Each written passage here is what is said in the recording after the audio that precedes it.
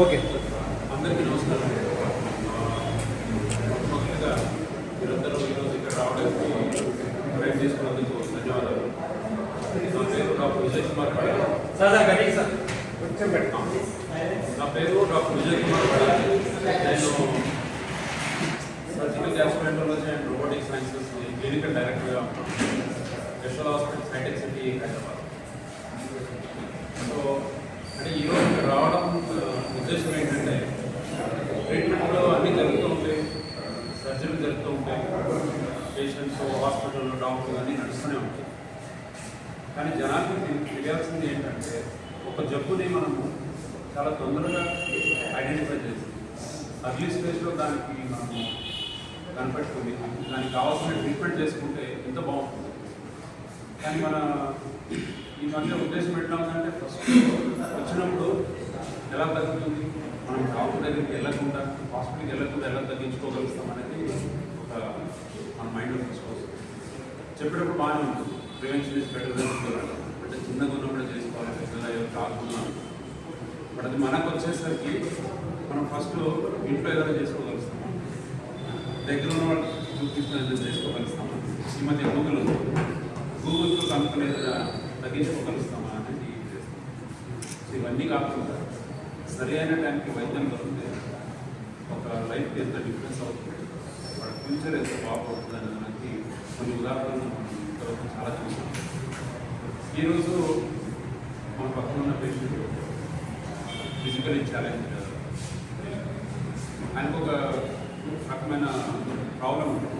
ఆయన వచ్చింది కడుపు నొప్పి, వాంతులు, తినలేకపోవడం, పొట్ట వదలడం అలా ఉంటే పైగా ఈ ఉన్న అన్నీ అంటారు.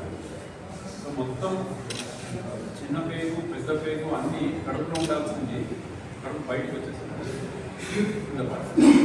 సో కడుపులో కొంచెమే పేగు మిగతా పేగు అంతా బయటకు. సో అలాంటి దాంట్లో వచ్చి అది మెల్లమెల్లగా వచ్చింది. ఆయన చిన్నప్పటి నుంచి ఉంటుంటుంది. అన్నీ అంటాం, చిన్న పిల్లలు ఉన్నప్పుడు ఇంజెక్షన్ అనేది ఉంటుంది, తర్వాత పెళ్ళి పోయి అది మెల్లగా కాస్త చాలా పెద్దగా అయిపోయి కొంచెం పేగు అనేది బయటకు వచ్చింది. సో అలా ఉన్నప్పుడు ఆయనకి తినలేకపోవడం, వామిటింగ్ కావడం, మోషన్ ఫ్రీ కాకపోవడం, ప్లస్ ఇంత పెద్ద స్వెల్లింగ్తో దాని రొటీన్ యాక్టివిటీస్ చేయలేకపోవడం ఆయనకి ఇబ్బంది అయింది.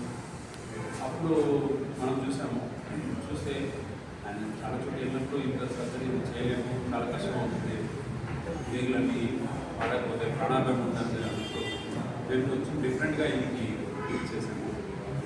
పేగుని కూడా మనకి కావాలి, ఆపరేషన్ కూడా బాగా కావాలి. ఏదో ఒకటి టెక్నికల్గా ఆపరేషన్ చేసి పేషెంట్కి ప్రాబ్లం అయితే అది కరెక్ట్ కాదు.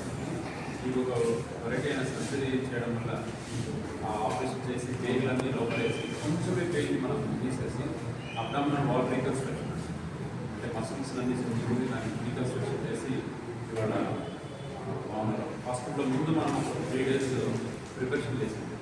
అంటే పేగుని వాక్ తగ్గించడానికి, పేగు లోపల వేసిన కడుపు టైట్ అయ్యి తర్వాత ప్రాబ్లం కాకుండా ప్రయత్నాలు చేసి తర్వాత ఆపరేషన్ ఒక 4 గంటల ఆపరేషన్ చేయాల్సి.